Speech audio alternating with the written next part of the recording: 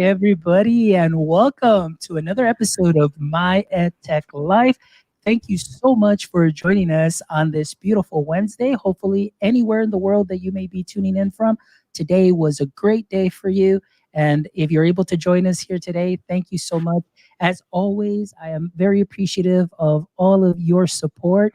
Thank you so much for making our show what it is, because what we do it for you. So thank you so much. And today, I am excited because today I have an amazing and wonderful, and I don't think the dictionary has enough adjectives for me to describe my guest, Steph Rothstein, who has been just an amazing person, an amazing friend.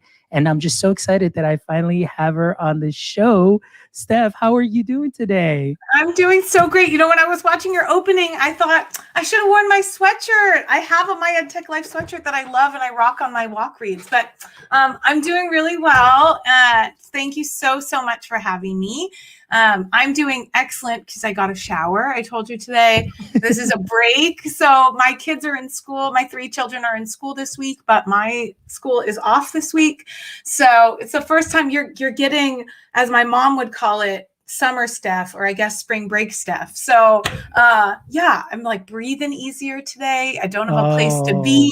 You know, it's that lovely time. Yeah. Love it. And I'm excited to be back too. I mean, I know I took a two-week break, and now for like the month of April, we are jam-packed with great shows, and I'm just excited. I'm feeling pumped and just energetic. And of course, what a great way to start the month of April with, just yourself. We had Samantha Schaffner here on Saturday. We've got some great guests lined up that we talked about backstage, but I won't give too much info out just so we can keep it a surprise as the weeks go by. But I can't wait to be listening to all the people you have coming up. They're going to be awesome.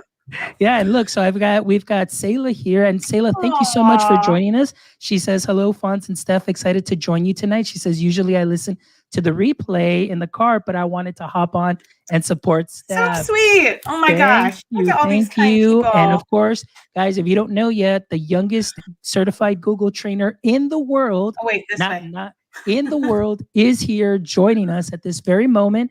And of course, we have one of the most epic educators from Colombia. We've got Mel A, who's joining us here as well. So I'm really excited for you guys and all of you guys that are joining us. Of course, we are right now on Facebook. We're on or Twitter, Twitch. We are, everywhere except LinkedIn. Haven't gotten accepted there yet, but we're working on that. But anyway, again, it's great to be back and to have you here, Steph, and just so we can go ahead and talk and catch up with just so many wonderful things that are happening. And let's go ahead and get started a little bit. So, Steph, just in case for any of our listeners and our viewers that are watching or going to catch the replay or listen, let us know a little bit more about you and your context in education. I am happy to. So if you don't know me, hi, I am Stephanie Rothstein. I go by Steph. Hi to everybody out there. It's wonderful to see you. My background in education, this is my 18th year in education. I am currently serving as a TOSA, a teacher on special assignment in my school district, focused on educational technology and supporting that within great pedagogical practices in the classroom. And in my district, that basically means you can be doing anything and everything. I also chair the design-based thinking pathway that's at the school. And then outside of that, I do a lot of other things within the educational world that I'm pretty proud of and excited about. So I've been doing a lot more writing, been writing a lot of articles for Edutopia and some other places. And I do a lot of speaking and presenting. And that has all come about in the last, I would say, two-ish years after becoming a Google certified innovator and trainer and coach. And giving a TEDx talk. Those things have kind of sparked me sharing a bit more in the world. My big projects for this year, I'm one of the founders of Global GEG, and hi to fellow founders in the chat. And in addition, I launched my own LLC called Can We Talk EDU, and that I do consulting and helping all around anything within education, but in addition to that, specifically focused on how understanding personality and learning styles can help with communication and connection with students and with educators in the classroom. Oh my goodness, Steph, is there I need to get a anything? shorter bio. I don't know how to do I that. don't know. I need to get like a big hat rack and send it to you because of all the hats that you wear. And so that's amazing, my friend. And I am so happy for you because you mentioned innovator, and this year was something different for, of course, our Innovator Academy. But I just wanted to say this, and I did tell you that I was going to talk you up because you are one of the very first innovators that I got to interview when I was going through my innovator process. And the feedback that you gave me, the attention that you gave me, and all the help and the support were just truly, truly amazing. And just to be able to get to know you and connect with you, and then see all of your projects that you've been doing, everything from even like myself finding out that I'm half blue, half orange, really explains a lot through your Can We Talk, quiz and talks and presentations that you've done. So I'm just extremely happy and honored and thankful to have been able to make this connection with you and have you be part of my PLF, my personal learning family. So I'm really excited Well, that I you're here feel super today. lucky. I feel lucky to have been part of it and continue to be part of it, honestly, because the truth is, like, every connection, that connection with you, it's so powerful for me to be able to watch and cheer you on with all the great things that you're doing. And I would say, like, seeing everybody in the chat, like, those are the pieces, my goodness, it like brings me so much joy.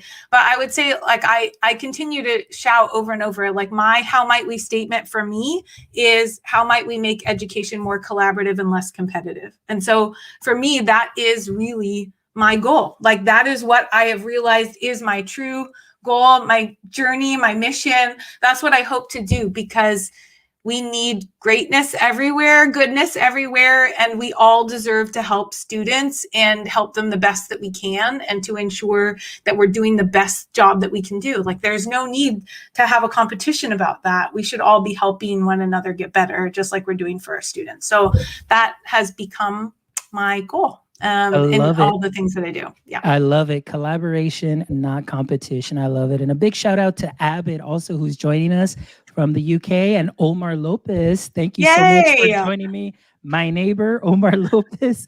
It's always great to have all of you here joining us and just connecting with us and just, hanging out with us. And like I said, today we've got just a great talk. And of course, there really wasn't much of a title to the show because I didn't really know what to title it, because there's so many things that we can talk about that you have just great experience with. So really today, Steph, is I really wanted to have people really get to know you and get to know and get a feel for what I learned from you, and have them get that experience too as well. So again, just today is just going to be a kind of like, who is Steph Rothstein? And you Okay, here just we kind of, go. yeah, here we go. So let's go ahead and get started with our first question. And this time I actually even prepared questions. So here's our first question for today, my friend. What is one thing that you wish you knew when you started your career pathway? You know, it's so funny. When you sent me this one, I really thought about it because there were so many things that I would want to say. And it is interesting that you have this question because it'll come up later, but I am writing a chapter that is coming out in a book that we could talk about later. But basically, this is the topic of that chapter. So the topic of the chapter is like, what would you tell to your first year teacher self? Like, what advice would you give? So in terms of what is the one thing that I wish that I knew when I started my career, I actually wish that I knew that that each thing on that journey was going to be teaching me something. And so I think I was a person where I went into education really not knowing that this was going to be my path. I don't know that any of us know, kind of, if you know your direction, then better for you. But I didn't know that I would end up here 18 years later, to be honest with you. So I went in, I didn't know I wanted to be a teacher either. I went into education. I came to it after realizing, like, everything that I did just kept bringing me back to education. So when I went to college, I didn't know. I graduated going, I don't know what I want to do. Like, should I be working in a nonprofit job? Like, I had no idea. And it was the first time in my life that I kind of was like, I don't know where to go. And then I volunteered at a school. I loved it. And after that, like, game over. So I kind of wish that I had given myself some grace in going, it would be great if you observed a variety of jobs at a school, like, and things that happen early on, because I went into English thinking like I figured out, all right, I'm going to go English subject matter. I knew I liked high school and I volunteered in a variety of spaces and I thought it would give me like the widest flexibility. I don't know. I just made that up in my own, like, I don't know. I loved math in school. My dad was like, why didn't you do math? I don't know. I just picked something. And I picked a thing that I thought would allow me to talk with students and have more conversations. It also brought about a lot of grading and grading of papers. But I wish that I would have known that it would be okay to explore a variety of pieces within education. So for 14 or 15 years of my 18 years, I also taught the yearbook class. And I would say that that is a job that taught me so much about publication, taught me about journalistic writing, taught me about photography and art, the connection between all of those. It taught me how to tell a story, and it taught me how to be a coach of students. And I think I learned even more there, and the things that I wanted to shift in my own classroom. So that's a long-winded way of saying, I think I wish I would have thought about ways that I can take all the things that I'm learning from extracurricular things that you're supporting as an educator, along with what you're doing in the classroom, to like weave in the best ofs from everywhere, and to not feel like you have to stay in one lane, because education is so vast. So I wish I would have like jumped into educational technology earlier and felt like I could. I just didn't know that that was a thing to even do. Oh, wow. Yeah. So, yeah, but I love what you say, take the best ofs and just get that experience and hop on into trying different things. And I think that that is some really sound advice. And I mean, and it's great to even hear, like you said, graduating from college and you still weren't sure what it is that you wanted to do. And I always tell the story as like, I knew I didn't want to be a teacher, but then I fell into education and immediately fell in love and thought like, why was I even thinking about not going to education? Because when I got my first job, I was like, whoa, like this is amazing. I love this. And it was very transformative for me in the fact that I just, my passion for education grew. And now here we are today, and it's just been great to make those connections and, hopping in and trying new experiences and so on. So that is some really, really great advice. So thank you for sharing that in that aspect. So let's go on and see now, with your experience and everything that you've been able to do. I wanted to add that I think with the experiences that you've had, and I was communicating this with you backstage. It's like the way that you're able to present yourself and present your subject matter, or when I've seen you do your presentations, yeah, it just really puts me at ease, and it just really helps me understand things a lot better that I really didn't understand. So like I mentioned earlier, I really do praise you on your way of taking maybe a concept for me, since I didn't go through a traditional school of education, but you explained it in such a way that I'm like, oh, I get it. I understand that now because up until now, it was kind of like see and learn and kind of from other people. And then, of course, you look for people, online and so on that you can learn from. But, in your article publications and like I said, your presentations, I'm just like, whoa, like this totally makes sense. Like I get it. So definitely, your experience has definitely paid off Oh, in thank great you. aspects there. So I'm really excited about that. So now with all of those experiences, I know that not everything has always been, just a walk along the beach, just, sipping on your nice cold drink and beverage. We do know that there are sometimes obstacles that come in our way, things that happen. So I just wanted to ask you, through your experience, what, if you don't mind sharing, what have been maybe some of your biggest failures, and what are some of the things that you may have learned from them? Yeah, I actually I love the question. And by the way, I do sleep, by the way. But if I get really excited about things, I stay going with them. I'm seeing some of the comments in the chat.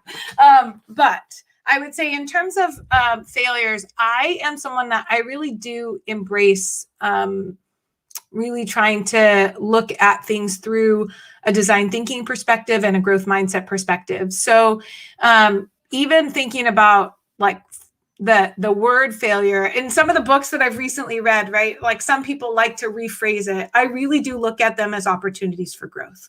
Like I honestly do. It doesn't mean it doesn't hurt.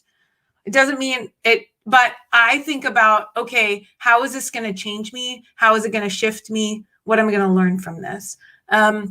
And I would say one that actually sparked a huge shift for me was when I applied for the TOSA position in my school district and I didn't get it. So I'm in a really small school district, 2 high schools, and we have 1 TOSA position. And I had been on the interviewing committee for this position probably for like the previous 3 or 4 TOSAs. Like I was always asked for, yes, Simon Sinek's book. I agree. That's where this is coming from. So when I applied for that position, I didn't get it. And then I found out who got it. I congratulated him on it. And I remember being like it affected me a great deal. A day after I got the rejection, my principal called me and said, you know, it wasn't a thing that basically she gave me a whole long list of reasons why that she could share that I can't share on air. But then said she advocated for opening a second position so that I could work, since our school of the 2 schools is the bigger school, I could be concentrated on my campus and give a little bit more of a focus to our campus that has about double the amount of teachers at the other school. And she asked me if I would be okay with that. And for that first year, it would just be, I would have my regular schedule, but they would reduce it by 1 class and I would have 1 TOSA position. And the reason why I think that this shifted me was I really thought deeply about that. I said to her, look, like I want to prove myself during the course of this year if you're going to say yes to this. And if I do, can I meet, like my boss would be our associate superintendent. So can I meet with her and advocate for building out this position? Like if I do well this year, can it grow? And if your answer is yes, there's a possibility that it can grow to bigger. And so like put in your time for it becoming something more, then I will accept it. If it's not, then maybe this isn't the right path for me. And they said they were open to that, and that they just basically needed some data to show that it would be a useful thing at our school. And that pushing for myself and advocating for myself, that journey actually led me to then when I was a TOSA, I then had a boss who said, I think you should apply for innovator. Like each step went to the next one, right? And I don't know that I would have had the guts to try to do some of the things that I've done if I didn't get pushed into a position where I had to, you know, fight for myself a little bit, because I'm not a person that's used to like speaking up or putting forth my resume or putting credentials out there for things. That just isn't my way in this world. But I'm learning that I need to do that more if I want to actually, like, you've got to be your own champion, you know? So I learned how to do that from that moment. And then, man, I worked my butt off that year to go like, look what I can do in 1 period. Now give me 3, now give me 4. And now this year I'm full-time TOSA. So, yeah, so it didn't just like happen. Yeah.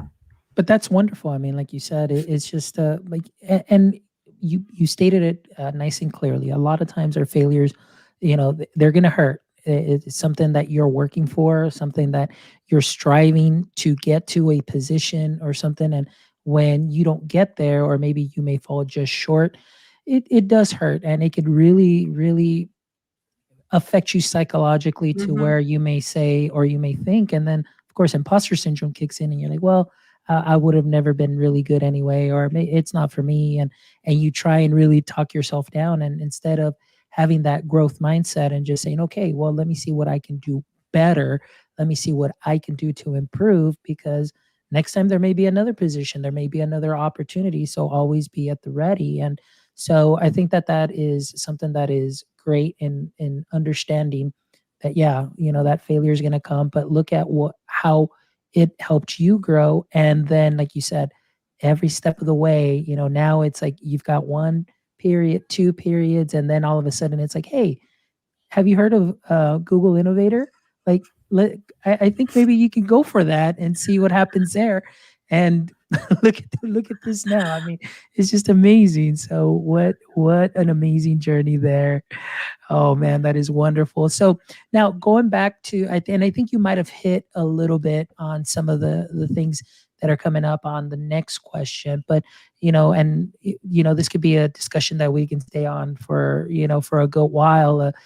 But what would be some of the advice that you would share with somebody that might be wanting to pursue a similar path? Maybe, not necessarily maybe a TOSA, but maybe like either something that's relatable to innovator, or anything that you may be working on.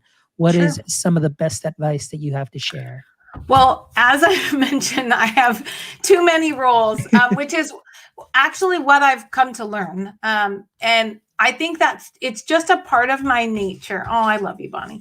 It's honestly just a part of my nature. Like, I've been working full time since I was 14. So I have always been doing many things, right? Like, when people talk, that's just been me. So I've always had a job and been in school, or I've had multiple jobs, or I've had my kids and been doing my job and a different, right? So this idea of going, maybe I need to like take a breath and figure out which one is my focus, but it's hard because I like it all. Like, I really do. I learn from each thing that I'm in, and it helps to influence the next piece. So in terms of my my advice, it really depends on the next part of the journey that you're seeking. I don't know that my path has been a linear one. I recently got my admin credential last year, so I'm looking towards movement into educational leadership. And I would say also, in terms of like all of those pieces related to innovator, for me, all of those are in that same vein. It's all around educational leadership. And I think everybody, like, I keep hearing that when I'm listening to other people who are amazing, that everybody is an educational leader. I also think, in addition to that, no matter what your position is, in addition to that, there are those where, like, we need to carve out some space to really think about what it means to be making educational leadership decisions and impacts in a district and in a school and in a classroom. And so for me, that's kind of where my direction is leading, is now going, okay, I've spent my time working in the classroom level, working in the pathway level, working like on things around the world, working in a district level. I would like to be doing kind of big picture visionary pieces.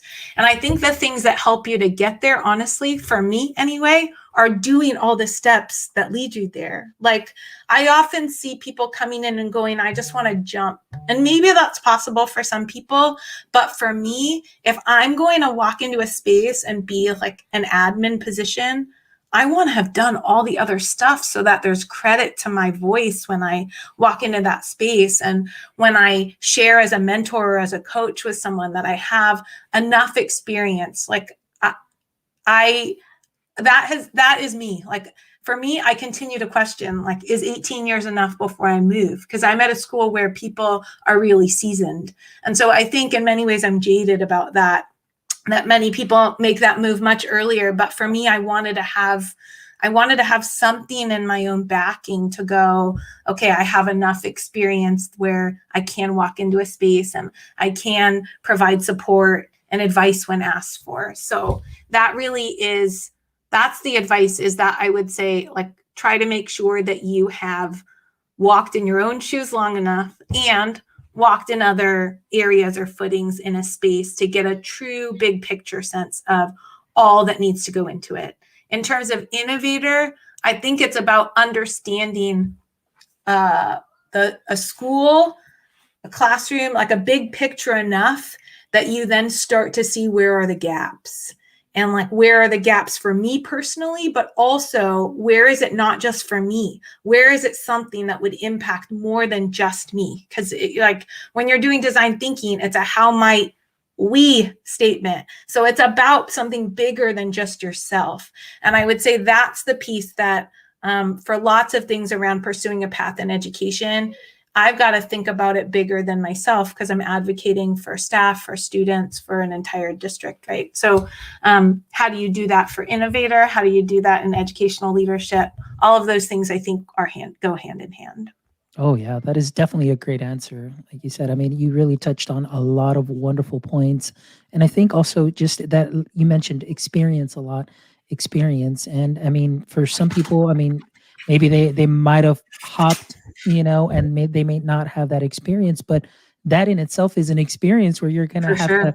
kind of learn as you go and learn the ropes and kind of make your way through there. And obviously, hopefully, you've got that collaborative aspect, not that competitive aspect in your workplace, where because in the end it always comes down to the bigger picture, like you said. And I love the way you explained it. You're advocating not only for people in your admin position, you're advocating for teachers, you're advocating for students, and even the parents as stakeholders as well, because everything will affect everybody, from the top all the way down. So that is just great. And I want to give a shout out to Gerardo, who's just joining us too. Gerardo from Campeche, Mexico. And of course, the wonderful and awesome Bonnie. Bonnie is joining us here as well. And, Bonnie, when you get Bonnie and Steph together, it is like She's my better time. half for sure. Yes, like one of these days, we're going to have both of you on. But I need to have you guys first, one on each show. That way people can get to know you. And then we can really have that party. Yeah, Show. Well, I'm excited to hear when you have Bonnie on for sure because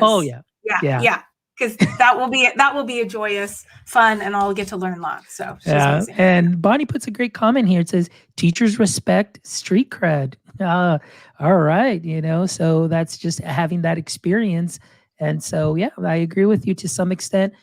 Teachers, they want to make sure that they hear from somebody also who has walked in their shoes and mainly is relatable. But it all starts with relationships too as well. And that's something that's very important. And I know for a fact you are definitely a wonderful, wonderful person in building relationships and building connections because of the heart that you have to help others. Because again, even by helping us, even if it's one-on-one, another fellow educator or a colleague or somebody on Twitter that you may be helping, in that way, you're still advocating for whomever comes across, that person, that what you tell them will have a positive effect on them. So that's something that is great there. So I'm really, just the impact that you have, Steph, I just want to let you know is a great one. And I'm thankful for what you do for our educator community. Thank you so much.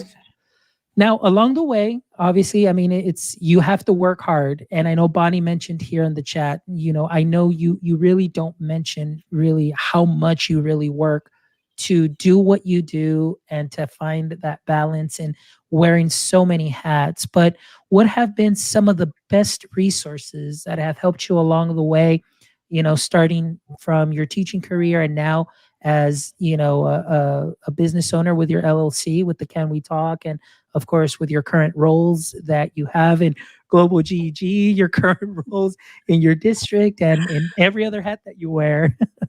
Okay, so in terms of resources, honestly, like the best ones are people, for sure. As you mentioned, like growing that PLF, the people who can be around you, support you, be your cheering section. I talked about that in my TEDx talk, that none of those leaps can happen without having those people in your corner, cheering you on. In addition, honestly, I would say my best resources for me have been taking that time and space to really be reading more. And then I'll talk about some other like applicable resources. But for me, understanding the voices that are out there within education, I won't list them all, but I have read everything on this book this side. I have another bookshelf over here, but that's been my last, I've been putting things there that I've read in the last 2 months. So like these two shelves, like that's like what I love. I love doing that though.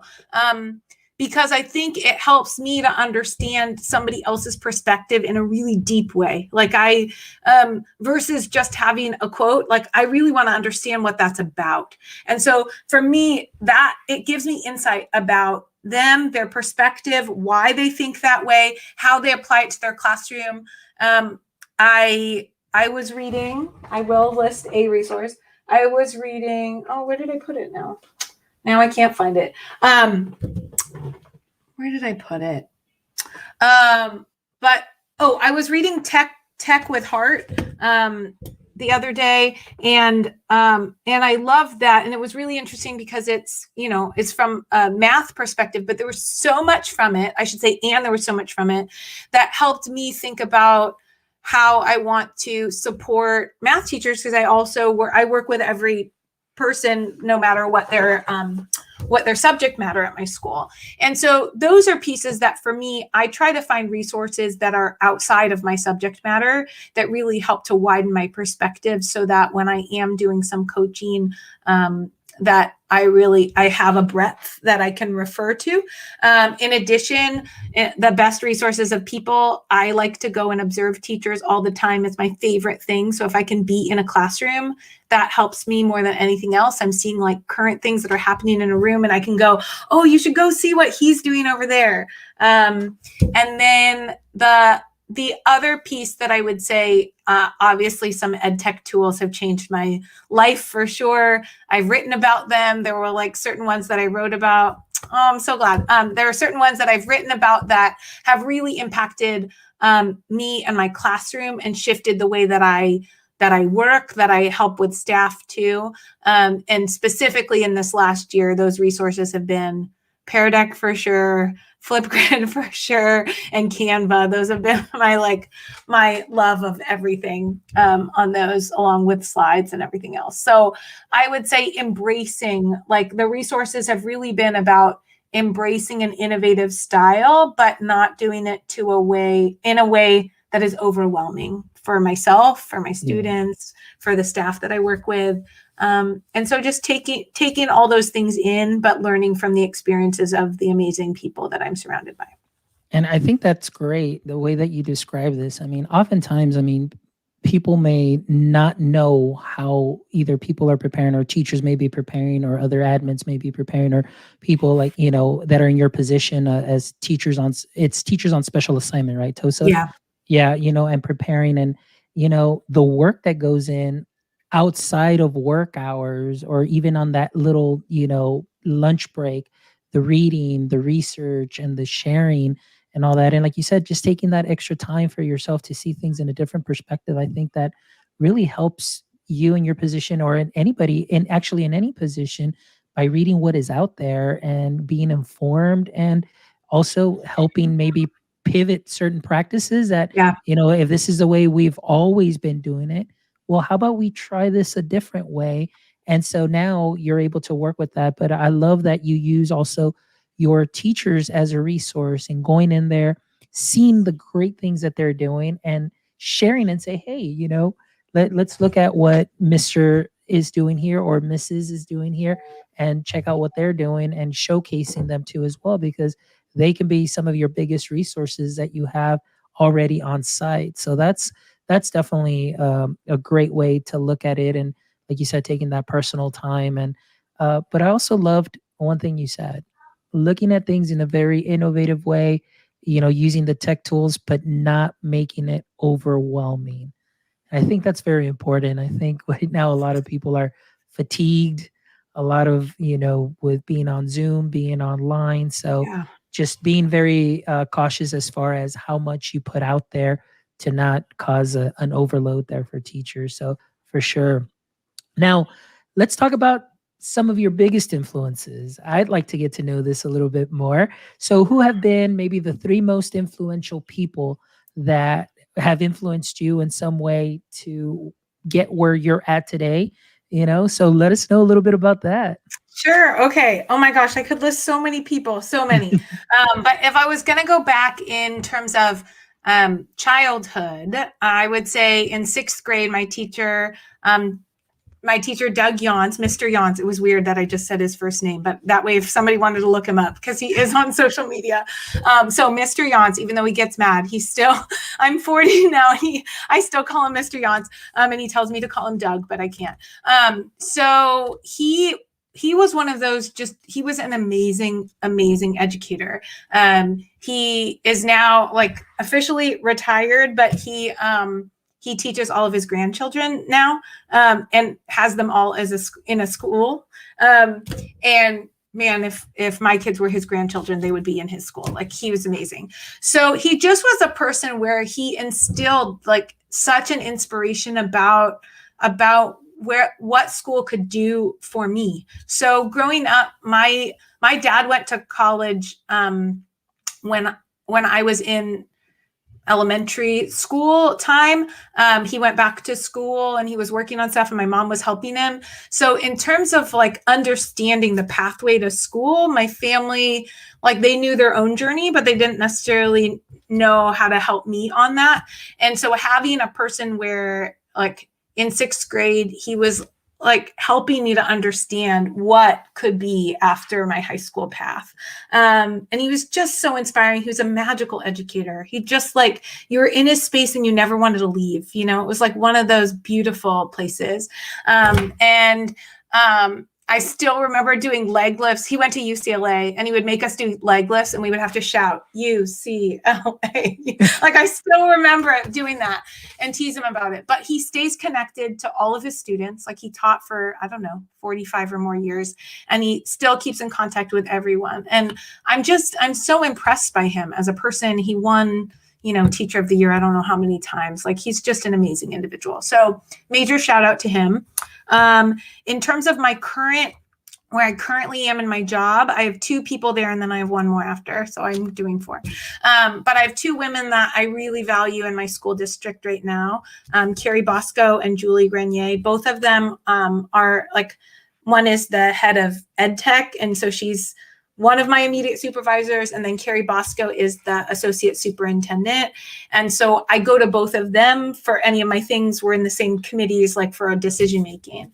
And thanks for changing that. And Carrie Bosco was the person who told me that I should go get my admin credential. So she was that person that sat down and said, like, she was that one who introduced me to the term shoulder tap when we talked about that. And then I talked to her about it, and she basically talked to me a lot about how she thinks it's really important to seek out and support other women in our district who are wanting to do that. And then Julie, my EdTech director, basically said the same thing. So they've been really wonderful advocates about moving in and what it means to be, like, a woman pursuing admin. At least in my district, a lot of the higher positions are not women. And then when you look at things statistically, right, like, we are the majority of educators, but in terms of admin roles, it's fewer. So having a support system, I think, is super important. And they've been wonderful in that pursuit and in giving me a really great foundation. Everything that they've given me for jobs, even when it's hard this year, they keep saying things like, well, if you want to be an admin, this is going to help you. And then they'll, like, give me a task to do as a TOSA. And I find that really inspiring. And then the last was my recent one. George Koros has become a really recent, wonderful, influential person for me when he interviewed me on his podcast, which I didn't know that would happen in my life. But after, he basically was like, you should be doing writing. So it's shifted me a lot. Just a couple hour conversation with a person. And then that's led to more things coming with him. I have a chapter coming out in a book with other educators that is his book. So those pieces, I would say, were never things that I knew were going to be coming. But as you have people in your corner, that cheering section, it makes things that seemed unattainable feel possible. And all of a sudden I was like, oh, you mean, like, I'm reading all these things and now perhaps maybe one day I could be one of them? That wasn't on my list 2 years ago or a year ago, really. So it's just exciting to have someone that sparks something in you and makes you go, I didn't know I wanted that, and now I do. So I appreciate that. And that is awesome when you find those people that really do inspire you. And like you said, even going back to, like, your teacher, and of course, currently the admins that you work with, and of course, George, to be able to give you a comment like that. And I mean, one of the very first things when even we hopped on, even on backstage, I was like, all right, when is your book coming out? Because I had seen you post so much about reading, or I mean, that you were reading all these books and so on. I was like, something's up. I know she definitely has a book in her. So I'm really excited that you have that chapter, in this book with all these wonderful educators. And then, of course, it's something that you're definitely terrific at. I mean, your Edutopia articles are just great, so kudos to you for what you're doing there. And of course, you're helping your educator community, but also you're pouring your heart out in these things, because I mean, it's not just like, oh, I'm just writing to write, but you're writing it because you're living it. You're writing it because of your experience, and because you truly sincerely want to help others, better themselves, or if it's something that can help inspire them or put them at ease, you definitely do that. So, Thank and you so much. yeah, Yes, so Mel, that was my goal. 2 things a month to publish. Yes. yeah. And then this was actually my first time saying out loud the book thing. I double checked.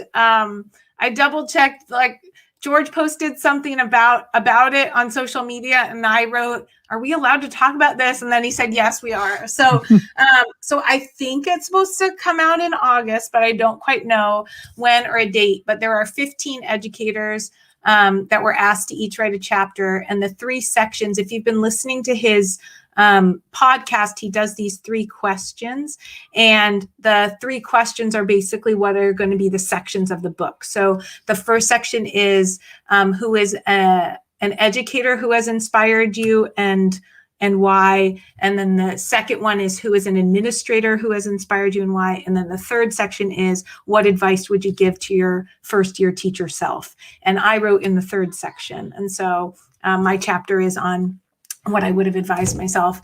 And that process of writing that was actually really, I don't know, it was really cathartic. I enjoyed it. So those are things like I loved it. I'm grateful for all of it, but never thought any of these things would be happening. Yeah. Oh, So. well, that's great. And like you said, all that hard work, people notice, and, it's just amazing what you're doing. So in going with that, I threw this question out, it says, what is a common myth about and you can do either professional or personal This setting, is a hard whichever one. you like, or both.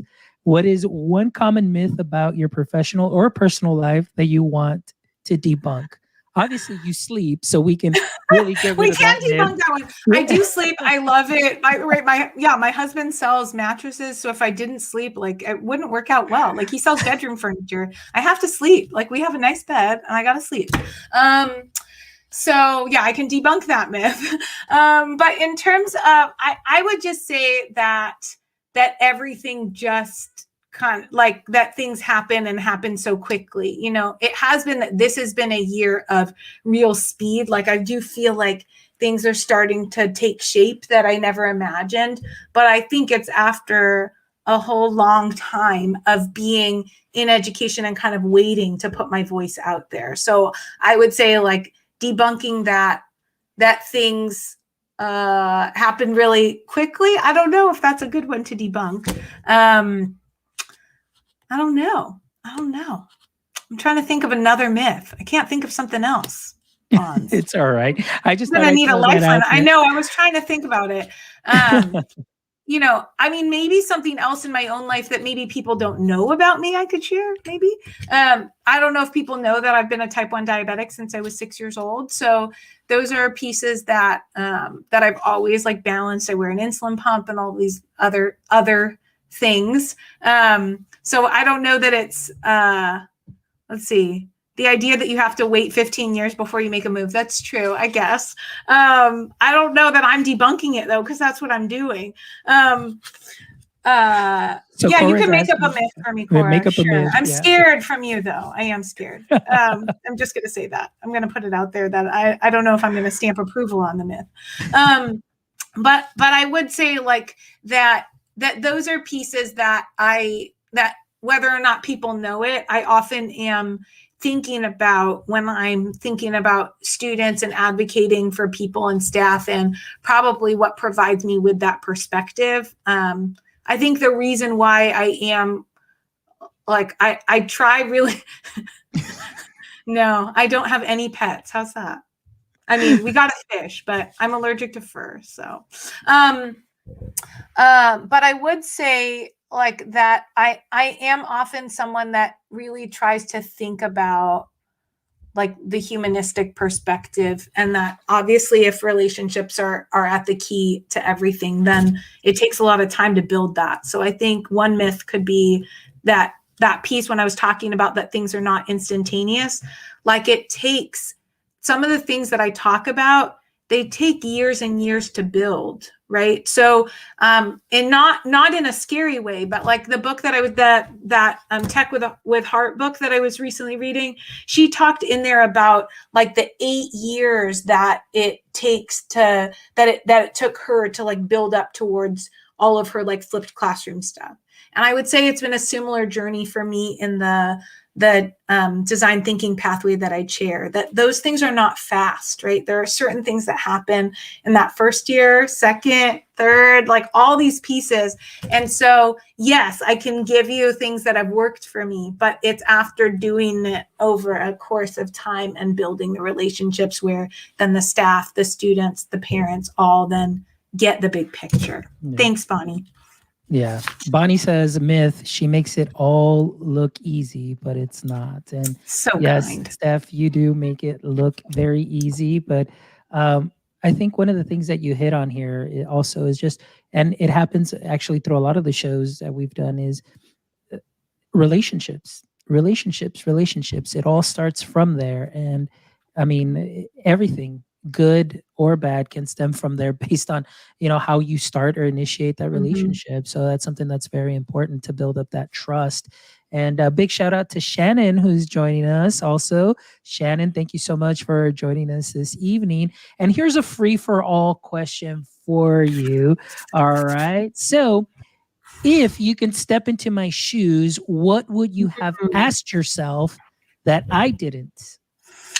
Okay. Well, I might ask about some of the projects that I'm working on, maybe.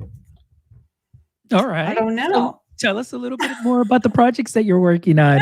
I mean, I did mention some things, but yeah, I would say my biggest piece is how to shift roles.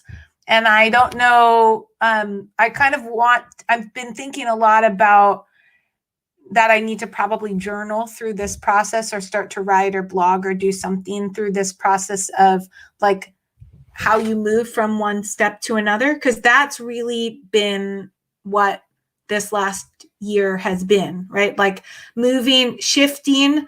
I think that shift for me of stepping, like I was always somebody where I was in the classroom while coaching. And this is the first time, it's only been like a month or 2 months, I guess, maybe since January, that I've been fully out and have one job. So that role of like shifting when I let go of yearbook, and then when I like moved through being okay to let go of certain things, perhaps writing about that might be a next step. I think some of the other pieces are going to be around helping support more schools. There are schools all over the world that are doing stuff with Can We Talk? So I would love if there are more people out there that want to help or translate any of the material. Right now it's in Spanish, English, and Italian because of awesome people who've helped to translate. So if there are more languages that are sought after, I would love to support in that regard. And then just thinking about my own kind of educational leadership journey and helping me to navigate, maybe connecting with other circles, as we mentioned, doing more writing, those pieces. So I think, yeah, the documenting the process, I think is going to be a new piece for me. I usually am a reflector, but I don't know at what point. So I'm going to try to reflect during and not wait, because I usually like think and then look at whole. I'm going to try to reflect during is going to be my new thing. There you go. I love that. And yeah, that's exactly what Shannon puts here. The struggles, the joys, and the resilience. That's definitely a lot of things that are very important. And I think a lot of people just being relatable to people, they get to see themselves in your shoes, or say, feel like, hey, it's not just me, it's other people, or be like, what? Like, really? I mean, but she's on Twitter and she's got this, and but this is happening. So yeah, I mean, we're all human, and I think that documenting that is definitely something that's great. So yes, and a fake award show. Yes. Yeah. I love it. Well, I think one of the things I kept, and then with Shannon's about like vlogging potentially, I think some of the things that I was noticing about leaders that I really admire, that I've been learning a lot from, whether it be in their books or meeting with them, are how great they are at communication and how open they are in terms of communication. And so I think it means that like I'm watching them put things out, whether it be a daily basis, a weekly basis. And as I move towards educational leadership, those are things that I want to learn about doing, whether it be specific to my school, my district, or wider community, is how to do those things more regularly, because I don't necessarily do it on a regular basis. Yeah. Well, Steph, let us know. I know I've been putting in your Twitter handle where people can find you and connect with you on Twitter. Where else can they connect with you if they're Yeah, Twitter is interested my in? big space, but you can for sure check out my website, which can be found at stephedtech.com. I tap my toe in. I'm now on Instagram as well, because I'm that old lady that waited. So I waited a really long time, and I'm fine with that. So Twitter is where I mostly am, but I am starting to like be in other spaces as well. And you can find me on the website. Will connect you to everything, and you can find all my previous presentations and other things and writings and other stuff. And I would honestly say what I love doing, I love being a thought partner with people. So it is my favorite thing. I love doing design thinking, and I love helping and supporting people on processes for themselves. Like, it really does provide me a great amount of joy. So that is a likely next step, if already a current practice, but doing that more, weaving that into what is my job more. It already is, but having it be something within the title as well is what I'm seeking. So, Nice. Well, yeah.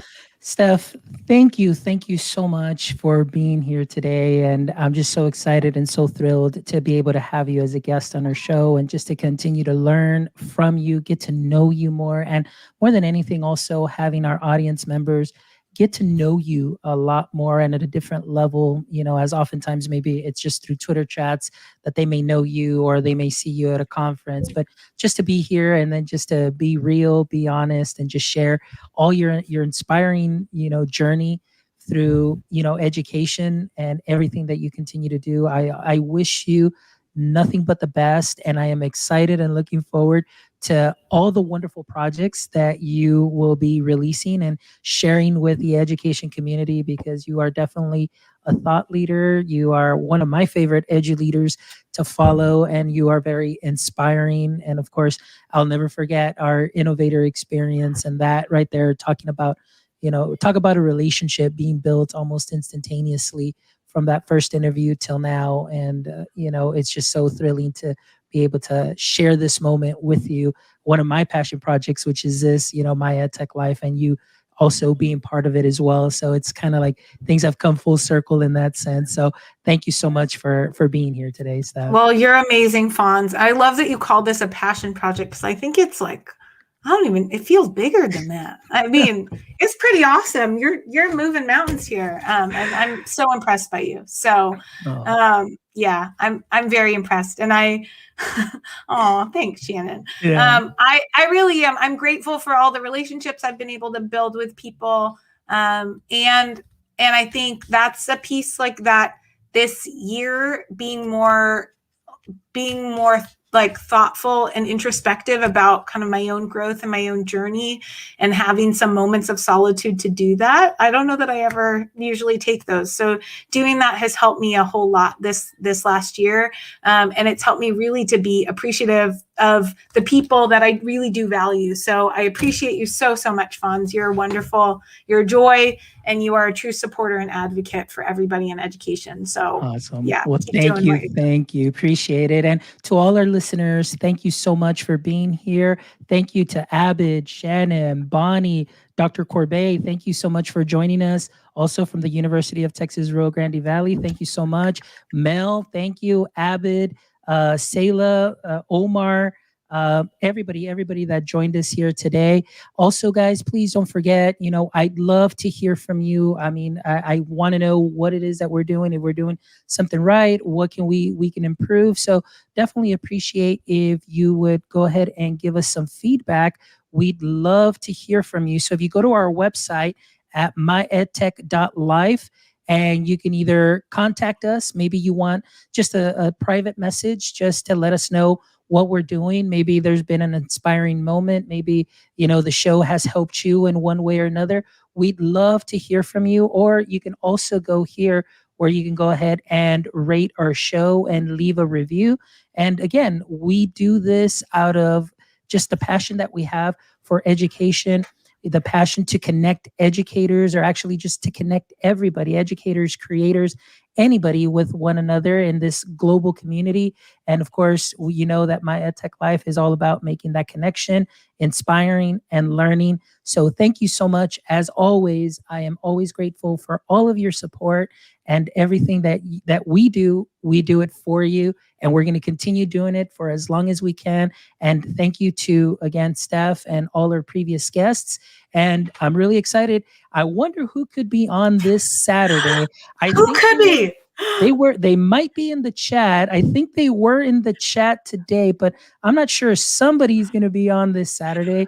But anyway, if you don't know yet, you'll know soon enough, because we'll definitely run that promo. But it's going to be a great show this Saturday morning, and it's going to be awesome. Now, yeah, I don't want to spoil anymore. Fine. But I'll be tuning in. I'll be tuning in yes, for sure. yes. But Cheering this person on. How's that? yes, you will definitely want to be tuning in.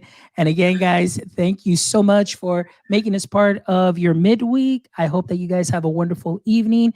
You take care of yourselves. And until next time, stay techy, my friends.